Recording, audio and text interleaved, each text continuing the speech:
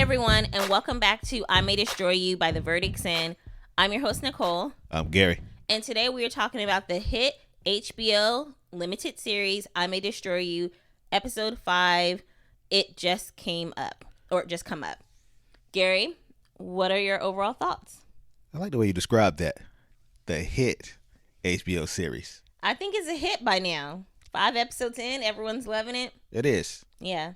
And I thought this was an excellent episode. Right. I did too. Dope. My favorite episode, mainly because of every what episode is your happens. favorite episode. I know. Well, last week I said it was my least favorite episode. This week I'm saying, hey, it's my favorite episode. But the episode before that, you said was your favorite episode. I did. Yep. When the girls went to Italy and partied. The first episode you said is my favorite episode. That's true. No, I said that's the first episode. All right, well, let's get into it. I would like to go ahead and split it up this week and just kind of talk about Kwame's situation first and then get into Bella's situation. All right. So we see Kwame, after him going to Bella and Terry to the police station, you can see him sitting there like just thinking, rolling, just thinking. His mind is rolling. His brain is thinking like, wait, is what happened to me sexual assault as well? And when they leave the police station, he starts typing in like, is non-consensual humping, and everything pops up. Rape, is that sexual assault? So he starts to realize, yes, what happened to me was sexual assault. It was wrong. It was. And we were asking, or we were kind of questioning, was he penetrated? Was he not? And I don't think he was. Well, he's not sure if he was. Right. He said maybe the tip went in. He's not sure. Right. But yeah, I mean, that's sexual assault. Either way, it was at the very least, sexual assault. And it was interesting because even when, I believe, it was earlier, when the detective and Bella, when she asked, hey, like, taking a condom off, is that sexual assault? And the detective was like, yep, 100%. And they said so many people, we think of rape, or we were tended to think of rape or taught rape as someone screaming, no, no, no, and scratching and fighting. And that's rape. And when that necessarily doesn't go down exactly that way, it's harder for people to see it as rape at that point. If it didn't check all these boxes, was the person screaming no? Was the person fighting back? And if those boxes weren't checked, then people aren't really sure, like, is this considered rape? So that's what was going on in Kwame's head. Although he does get the courage, which I really appreciate, that he went down to the police station. Yeah. We find out it's about 3 weeks later after this has happened to him. And the guy he's talking to, it's a male detective. He's not being really sensitive to Kwame's needs. He's kind of just like, what's his name? And Kwame's like, I didn't know his name, but I have his address. He kept telling him, like, I have his address. Let me give you the information I do have, rather than keep asking me the information I don't have. Well, let's back up. Mm-hmm. I don't think he was being insensitive. I think he was not familiar with this type of rape or with what was going on. It was an uncomfortable conversation to him also. Yeah. It's like when you talk to your daughter about the birds and the bees. Mm-hmm. That's an uncomfortable conversation. Right. So this is not something that he's familiar with. It's especially the part where I went there. Oh, I don't know his name. So what did you call him when you went to the door? Yeah. I mean, there's really no information. He's not used to the hookup type thing. A lot of people are not familiar with a hookup type thing. A lot of people don't know anything about it. So they don't know. And I think I also said this last week, that they did not know each other's names. Yes. And although that officer was not he was not used to that world and didn't know anything about it, like you could tell he tried to get out of the conversation, because he left and said, well, let me get someone I think this is something for special units. And he should have had some support. Because if he can't do his job correctly, and he obviously went to someone to say, hey, I'm not doing my job well, or I need some assistance, someone should have stepped up, at least, and taken care of him. And then later on, maybe got that officer the training he needs to be able to handle cases like this in the future. Well, not all cops handle cases like this. And there is like a special unit for that. Yeah, special victims unit. I mean, like Law and Order. Law and Order, yeah. Yeah, so I don't know what happened when he went to go get somebody, because he clearly came back with himself. So he needed to be trained properly on the actions to take to get the right people, right people involved. Right. Because, by him running back and forth, by him being it just seemed disrespectful which I don't think he was being disrespectful, but that could discourage somebody. Well, I don't think he was trying to be disrespectful, but he was putting his own comfort in place of Kwame's comfort because he felt uncomfortable. He even told Kwame, like, there's machines you can go and report this on rather than have to do it this way. Like, rather than have to make me feel uncomfortable, is pretty much what he was saying. Yeah. Like, why'd you make me feel this way? You could have just put it in the machine. Like, what the fuck? Like, that was so wrong. I don't think he meant it like that. Oh, that's exactly how he meant it. He might have not meant to be disrespectful, or because the thing is, he wasn't thinking of Kwame's needs. He wasn't thinking of this man has just been sexually assaulted. All he was thinking about why? I'm uncomfortable. He wasn't thinking about his needs because to him it was a sexual assault.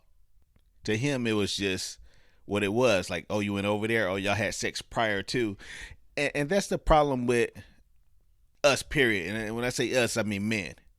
There's some things that we don't see as sexual assault, or we question. We do more questioning than listening. Mm-hmm. Like, when I hear about stuff, I'd be like, hold up. She said that she didn't want to sleep with him this time, but she went back like 3 more times to sleep with him. And we're like, why? And that's questions I'll ask, because after you go back a couple of times, to me, I'm like, well, were you sexually assaulted? Did you feel like it was sexual assault, or are you mad about something right now? And unfortunately, Gary, that's part of the problem. Right. That's what I'm saying. Because it's no different than if there's a domestic violence situation and a husband hits the wife, and then she forgives him, she goes back to him, and he hits her again. It doesn't mean, oh, well, she went back to him, so did he really hurt her? It's different. It's different. Yes. And I'm going to tell you why it's different. We're talking about sexual assault. Yeah. You're talking about a husband and wife. He hit her. She didn't like that. She went back under the pretense that he wasn't going to hit her again. Yep. But when I'm talking about sexual assault, I mean, you were sexually assaulted, then you went back to have sex again. Yeah. Hoping that you wouldn't be sexually assaulted again. So what's the difference? The first time was sexual assault. No, Gary, I think that was a perfect analogy to show you. Just because the person went back doesn't mean anything that happened prior to that wasn't sexual assault or wasn't domestic violence. But you're not listening. You're talking. Now you're the one not listening. Okay, go ahead. Now, let me slow it down. You said domestic violence. Domestic violence, yeah, people, they go back to the person. You're like, why do they go back? But they go back, with the understanding that this will never happen again, for the most part. They don't go back to like, oh, last time you hit me, you caught me off guard. This time I want you to hit me. That is so wrong, and that is not the same thing, Gary. That's what I said. I said it was the same thing. I said you said it's the same thing. No, what you just described was not the same thing. If someone gets hit by their spouse and they go back to him, they're assuming, hey, you're not going to hit me again. And the same thing, if someone was to get raped or sexually assaulted, in this case, let's use Bella and Zain. All right, so if someone was to, force themselves on you and have sex with you, you don't want to have sex with them. And yeah, I understand that. I understand that it is sexual assault, but I'm saying the confusing part about it is now you're going over there to have sex after you already felt uncomfortable about having sex with this person. That's what I'm saying. Okay. I feel we're just going to go back and forth on this, and you're going to see it your way, and I'm going to see it the right way. So let's just... No, but I'm saying that it is sexual assault. I'm saying that it's confusing when you put it like that. I mean, and when I say confusing, I mean we question it then. You leave room for it to be questioned. Oh, so when a woman goes back to her beating husband, the husband's confused. Like, well, she forgave me. Maybe no. I'm saying for the outside looking in. You're not listening. I just want to use that example because it's such a clear more example. But it doesn't go with anything I'm saying. It does. But you're just throwing it in there. No, I'm saying it's confusing for the person on the outside looking in. Like if somebody come out and say, yeah, I was raped, but yeah, we did have sex like 3 times after that. I went over there. I'm bringing up something that did happen. Like, yeah, I went over there to have sex. I went over there and I initiated it. All right, so now it leaves room right there for somebody to kind of question, were you uncomfortable when you did that? Or is there an issue now? Are you mad about something now? That's why You bring in. I'm just saying at least question. That doesn't mean that I don't believe it's not sexual assault. I'm just saying that people are on the outside looking in and it's going to question. And I see what you said, but like I said, I think we're going to go in circles because I still feel that's victim blaming. Whether it's not up to the person on the outside questioning when a person decided to go back or what was the reasons a person decided to go back after being sexually assaulted or after being physically abused or emotionally abused. It's not up for anyone on the outside to question why they go back. But the problem is people question it. People and that's always, the problem. People are. That's what I just said. The problem is. all right. The problem is people question it. Okay. People are going to always talk. That's going to always be the problem. All right. Well, I think shows like this and conversations like this, Gary, stupid. I think shows like this and conversations like this. I think we're saying the same thing, but I think you just want to make this an argument. No, I was not trying to make it an argument, but like I just don't like it because it felt to me like you were trying to like sort of put blame, like almost like, well, if they went back, then was it really sexual assault the first time? Okay, but that wasn't the point I was making. Okay. I wasn't making a point that I was putting blame on somebody. I was making a point that people question things like that. You know, you leave room for that. That's why I started off with guys, including myself, sometimes think different when it comes to these situations. Yeah, okay. So let's go back into the show with the guys thing because I think honestly, I saw a lot of people on Twitter saying like this is happening because Kwame was a male or because he was a gay male, but I think it could be a little bit of that, but I honestly think, and this is not me like trying to man bash, but I honestly think it was because the police officer was a man. Like, look at how the detective and everybody handled Bella's case, and look how they handled in the Kwame, you know, and that was a lady cop versus a man cop in Kwame's case. All right, back to the point that I made earlier. It's because it was a man and... Okay, I'm going to stop saying it. That's what you were saying. I mean, that's the point I was making. Okay. That sometimes men look at these things different.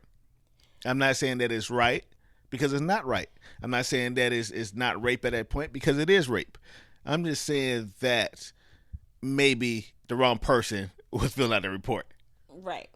And I don't think it needs to take a woman per se to make this, to be able to have this understanding, show sympathy. I do think it's some type of training, and maybe these men, or you know, whatever the case may be. But yeah, what happened with Kwame was really sad. And then like when he came back and he was just like, you know what, just there's no point in us even taking the DNA test since you already had sex with him that night.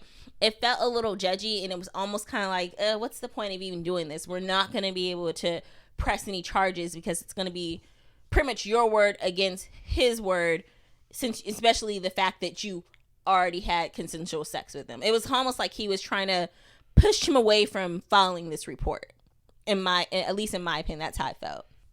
And you're right. And I think he was just giving him like different scenarios. Like, yeah, you could come forward, but let's say that he said you already had sex with him.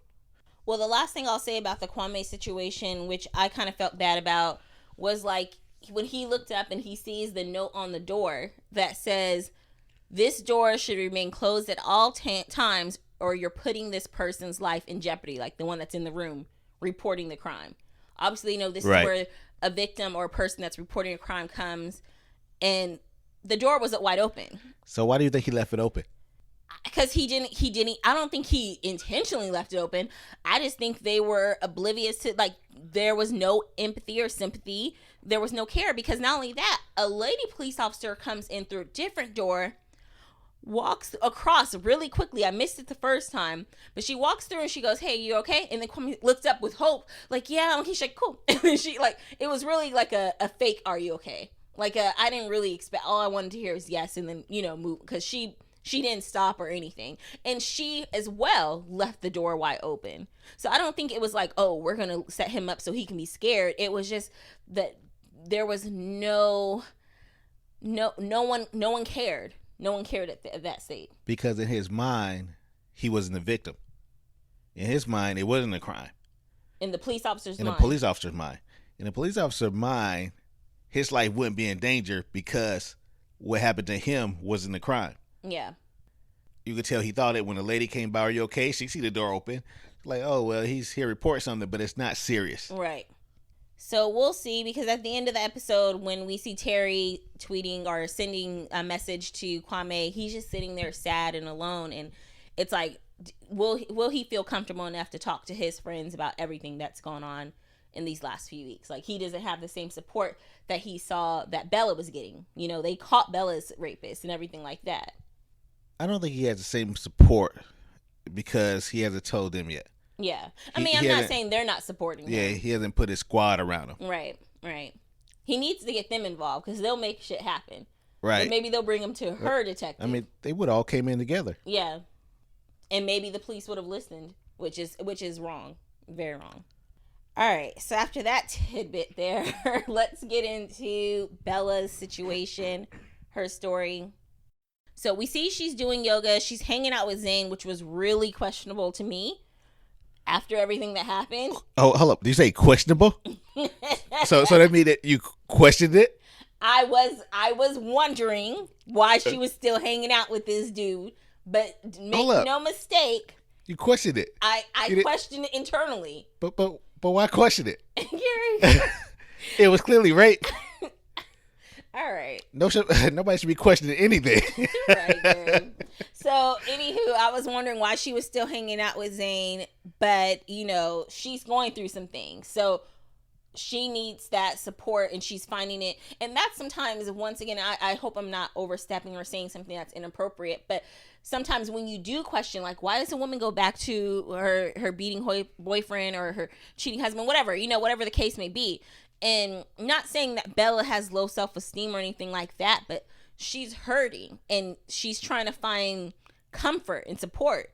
Because even later on, when her and Zain were painting, she's like, oh yeah, you've been helping me. And like, on one end, yeah, he helped her. Maybe he's helping her get through this. On the end, he is a part of the cause of the pain that she's having, that she's feeling.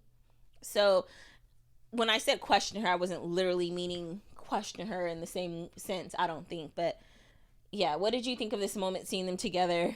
What did you think of it? I really thought she was past it, because this time we see her, she's at his house. Yep. And when the incident happened, they were at her house. Right. Right. So I thought we were moving on. She was, I don't know what to think about this. I'd be lying if, I threw something out there, but I don't know. Yeah.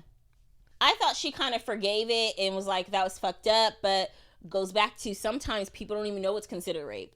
People do fucked up shit all the time in relationships or dating. People don't just always end it right away. They go, that was kind of fucked up, but I forgave him. He said he was sorry. I don't want to make a bigger deal of it than it was, you know? And I think that's why she was sort of hanging out with him. And really, he didn't apologize. He didn't. He, like she says later on, he gaslighted her and was like, what? I thought you knew. You didn't feel it, you know?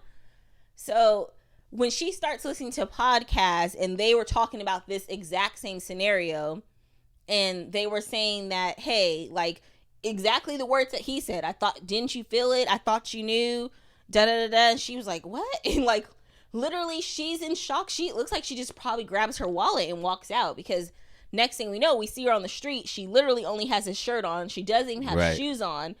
And that's how much of shock she was in, or that's how I think when she came to terms, like, I'm in this man's house who actually raped me. And I think she just had to get out of there.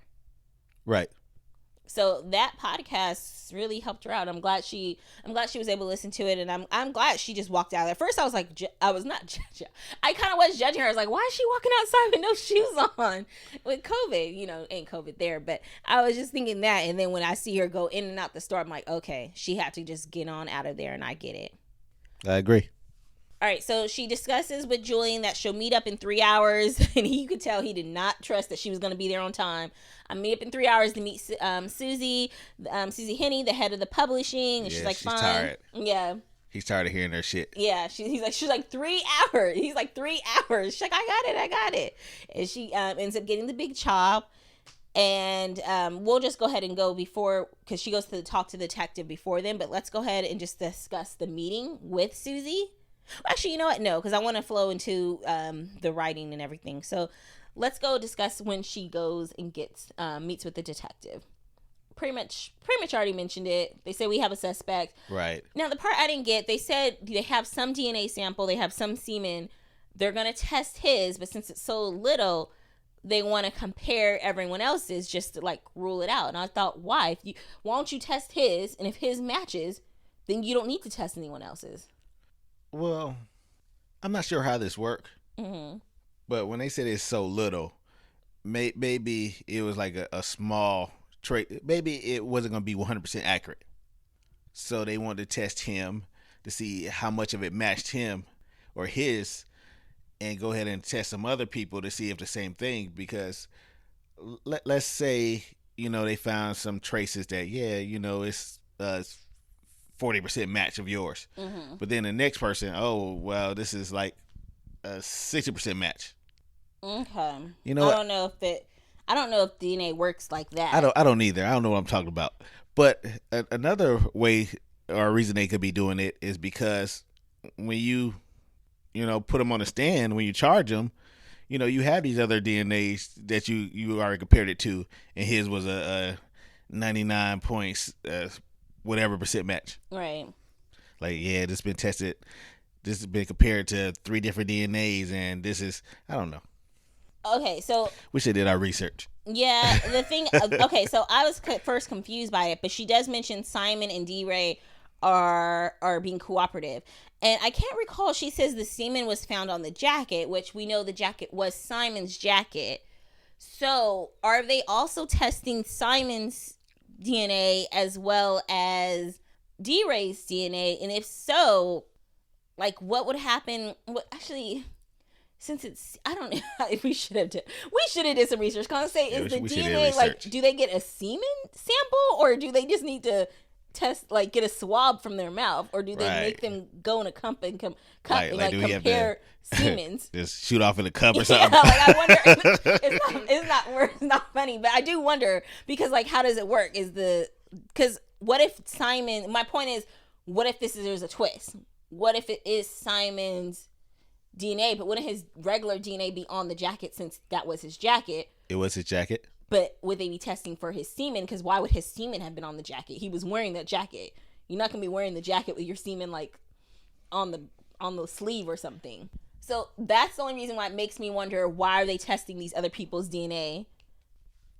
As far as, could this be something more, or am I looking too much into it? Because the only person she saw in her flashback was the guy, the white gentleman.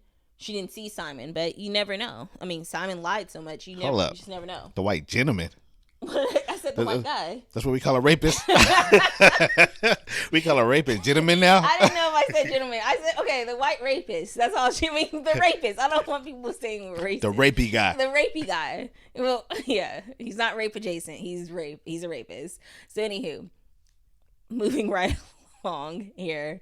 I'm interested to see where that goes, even though I will admit that I was wrong. I believe in episode 2 or 3, I was discussing, like, hey, since Biago kept calling her over and over, maybe she called him that night. And clearly in this episode we see that she didn't. It was nothing, And Gary was like, he didn't think it was anything. So yeah, that went nowhere. I guess I was wrong on that part. Unless he remembers, like, oh, that's the night that she called me and I couldn't get, she was drunk. You're reaching now. Okay. Okay. I think he was just trying to reach her. Yeah. I mean, they have been sleeping together. Yeah. She did go visit him, so he was calling check on her, and she was dodging him for the simple fact that what he said recently, or the last thing he said before, that wasn't the last thing, but the first time. Right. On the beach. All right, so at the meeting, I love that when Bella walks in, she was so happy to see that Susie or whatever was a black woman. She's like, "You're black." And because I will tell you, like, if you're in a space, in like a professional environment, and you don't see black people, and like when you finally you do, like, her reaction and what she said is clearly what's in our minds, but I don't think I've ever said that out loud to someone, like, "Oh my gosh, you're black." I think it like, "Oh my gosh, they're black." But I gave somebody, "I see you" nod. I see you. You give them the nod, like, give hey, that little nod. Right. I see you, brother. But she couldn't even help you, herself. She was just so vocal with it. And then Susie was like, "Yeah," so, and like kind of like worked around it. But and then Zayn pops up, and you can tell clearly they both didn't know each other was going to be at the meeting. Right. Now, I liked it because Bella is just so, like, I don't know. I don't want to say nonchalant, or she's just so open about what's happened to her. Because she's like, oh, when Susie's like, hey, what's taking so long? And they're like, oh, you didn't tell her? And then they look uncomfortable. And then she's like, yeah, I was raped, but it's okay because I know the guy's face. I know his name, you know. And then she goes, Zayn so-and-so, and then pauses, has really been helping me through it. And I'm like, yes, girl. Because, like, it was almost like she was going to snitch on him right then and there in that meeting. Right. You know?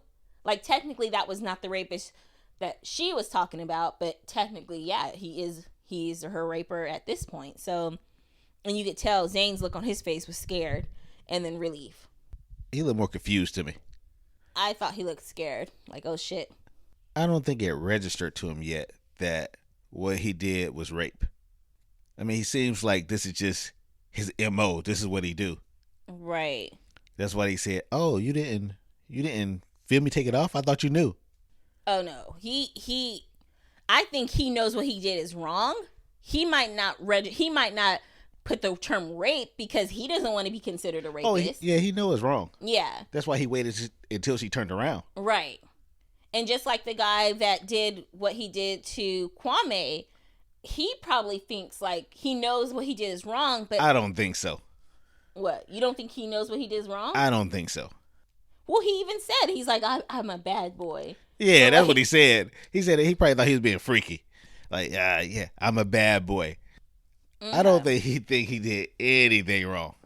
I think this would be a shock to him if he get arrested. Okay, well, he's in for a shock then. He should be arrested. He should be.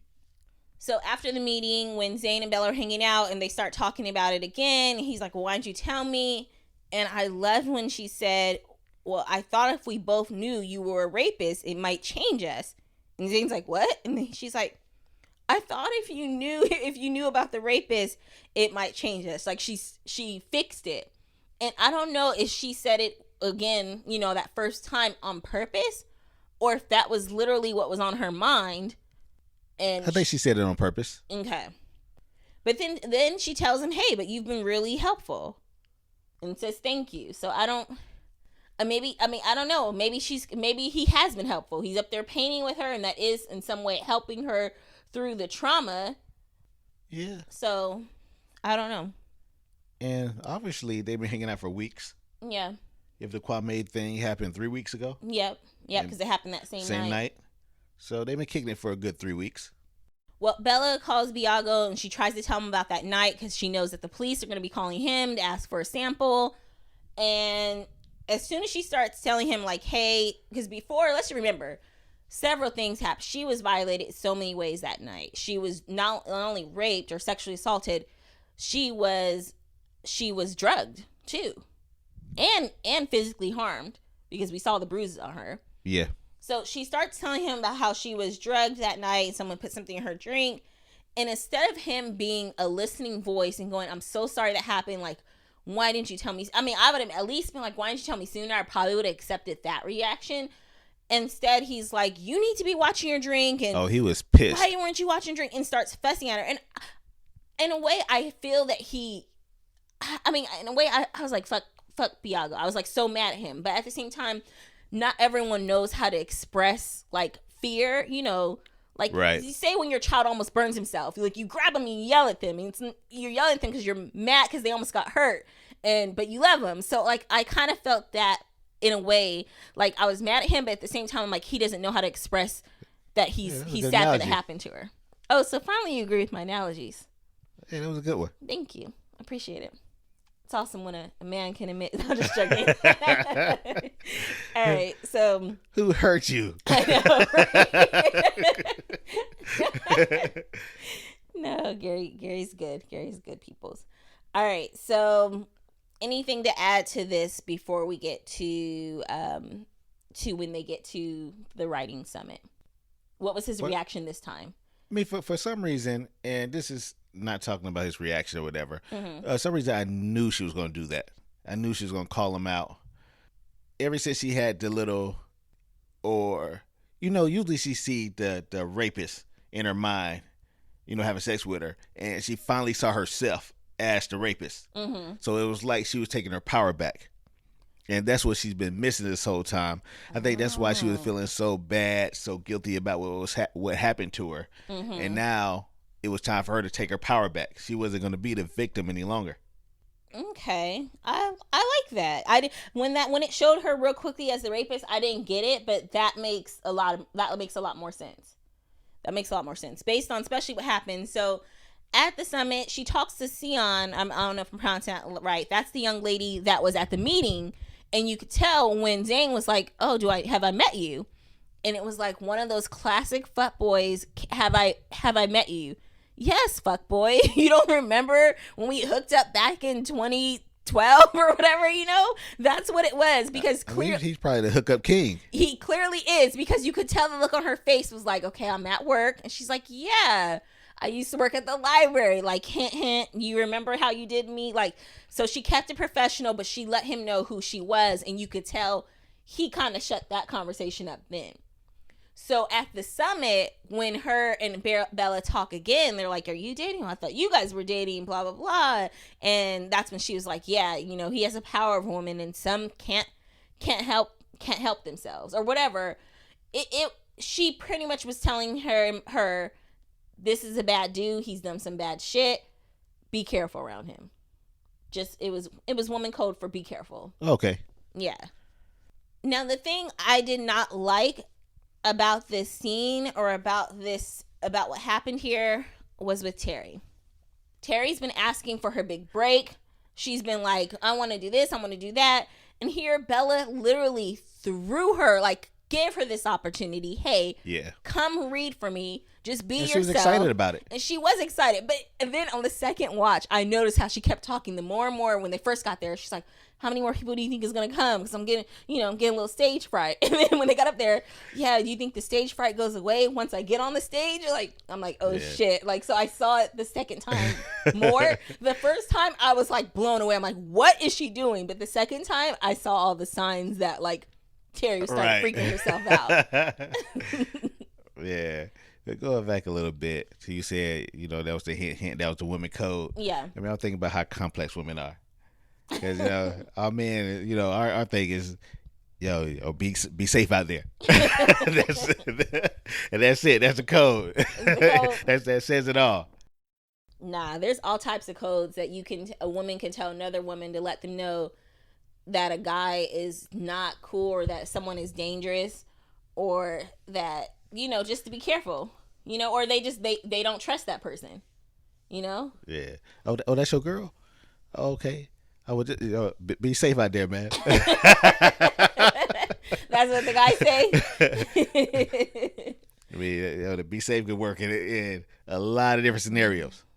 It could be so many different things with the girls, I think. Like, so you really like him? You think he's good? You trust him? Okay. Okay. Maybe sometimes do that long okay, if you say so. But anyway, so I always throw a hint and never say nothing. I mean, they'll be up front too if that's a friend. But you have to remember, Sion or whatever her name was, she doesn't know Bella from Adam. So like the fact that she said as much as she said was to me very respectful in a way, Yeah. Because she didn't have to say anything. All right. So anything about Terry getting freaked out I was disappointed. Yeah. I was pissed off. At least she stayed. She did stay. It looked like she was leaving. Well, it looked like she was leaving until everything went down. Then she turned around. Because that's how she was able to get him at the door. Right. Oh, God. That's even more fucked up. Damn, yeah, it Terry. looked like she was out. Okay, yeah, she was by the door. Now to think about it. All right, well, let's discuss Bella's speech, which I loved. She did thank her publishers and said, like, this is a big opportunity. Thank you for having me here. And then she went right into it. She said, Zayn raped me. He took a condom off and then tried to gaslight me. He's not rapey. He's not rape adjacent. He's a actual rapist according to UK law. and she believes he is a predator and that she is not on the first she's not the first one on his list because she's already got confirmation from someone else that they did the same thing to her, that he did the same thing to her. And I was like, damn, well, did Sion say all of that? Like, you got all that from that little conversation? But I'm like, but she knew. It might not exactly happen that same way, but she knew something happened to her as well. Like, damn, he gonna leave his mom? Oh, yeah. His mama was there. He was all proud. Yes, take him down. Fuck him. He's going to be all over the internet. By the end of the night, they turned him into a meme. Everyone, Terry put the light on him and said, nope, you're going to feel every second of this. And I was thinking good of you, Terry, to be there, but I was still, in that moment, I was still mad at Terry. Yeah, now you want to step up. Yeah, I'm like, oh, now you're going to step up, Terry? Okay. So I was like so mad. And like, I get it. Stage fright, if you're frightened, like I probably would get stage fright. But at the same time, if someone said, can you go up on this stage? I would either say, no, I don't think I'm brave enough. Or if I agree to it, I would just have to get through it. Take a shot. Take something. I don't know. Take a shot or two if you have to, but you're going to get through it because you gave your word. And not only that, Susie even asked her, like, is this a friend, same education? You guys are ride or die? Like, is this someone that's tough that can really tell your story? Someone that's like you're close with. And she's like, yeah, definitely. And then that was funny when Susie's like, is she white? And she's like, no. And she's like, okay, that's all she needs to know. Was she white? No. Then she's good. So I like Susie. I know I'm kind of going back to Susie, but I just forgot to mention that earlier. And I also forgot to mention when Bella told her story, and Susie's like, well, get to work because I can't wait to hear that story. Yeah. Like, what the fuck? So you want her to write about her trauma? Yeah, Susie about that money. Yeah, Susie's about that money. We're going to figure out how we can turn this into Let's scratch the other story. Yeah. Let's start on this one. No, let's finish this story because this is some money. And then I need you, and we want to go ahead and sign you for this next story, for more money. So like, and that's clearly sort of what she did. You have to remember, this is a true story. And I know Gary and I were kind of laughing throughout the show, and we definitely take this all of it seriously. But, sometimes you just gotta laugh through the pain. I mean, we saw Bella doing that in the episode, which once again, kind of going on, it kind of shows you what social media sort of does, like how there's so many good things with social media. They were able to get the story out there very widely. It went viral. He's turning into a meme. He's getting publicly shamed. He is. But on the other hand, you see how fake social media is. Like when she's doing her yoga and she's taking pictures of herself doing yoga and she's, putting words on the screen, like uploading it, showing like day 29, like da-da-da, like new me. And not saying that that's not real, but like someone online may see her and go, wow, look at Bella. Like, I want to be just like her, not knowing the trauma and the sadness that's behind those pictures. Yeah. And then even when she hangs up the phone with Biago, because he's yelling at her, she's crying for a second. And then she starts taking pictures of herself looking like I'm empowered now. And once again, people are giving her love. And you can feel you see those hearts come off the screen. And it's almost like those hearts are feeding her soul. But it's like, how long will those likes feed her soul? How long will those likes comfort her? Exactly. Likes hug her. Yeah. So I kind of liked it because it showed you the good and bad of social media. I mean, everyone knows the good and bad of social media already, but just like they did it without putting in your face. Because I didn't even notice it until like the second watch when she was doing the yoga. And I'm like, oh, people probably see her doing yoga. Because I was watching her, I'm like, damn, we both said, we're like, wow, she's so flexible. Look at her. But there's sadness behind that. Well, we said different things. Yeah, well, you said, Gary's like, she has a nice body. And I was like, yeah, she's flexible. So, yeah, but either way, we were saying the same thing. Like, wow, look at her. And really, there's sadness behind this moment, Yeah, there is. All right. Well, I think that is all we got. I can't wait to see more episodes. I can't wait for next week. Well, I have something else. Uh-huh. Like when you was like, after she did that, after you saw it on social media, the reaction about the guy running out. Yeah, I was happy, excited. And then I thought about, damn, are we going to see some type of backlash in another episode? Like maybe he say, well, she was raped before. So she accused everybody of rape. This is not her first time accusing somebody of rape. That's one. Or, I mean, we were together 3 weeks after this happened. That's two. And people always, people on the outside looking in always pick sides. You're gonna have someone agreeing with this person and say, "Oh no, oh, she accused somebody else of rape.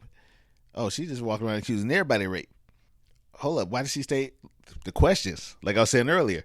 Right. Hold up, why did she stick around for 3 weeks if he did that on the first night? And I'm glad you're asking these questions, Gary, because hopefully us, the audience, the public, we can see the show and we can watch the show and see how things are not always black and white. How someone, like, because I thought that briefly too, like, what if someone says, or I thought mainly, what if she feels like, oh my gosh, how did I get raped twice now?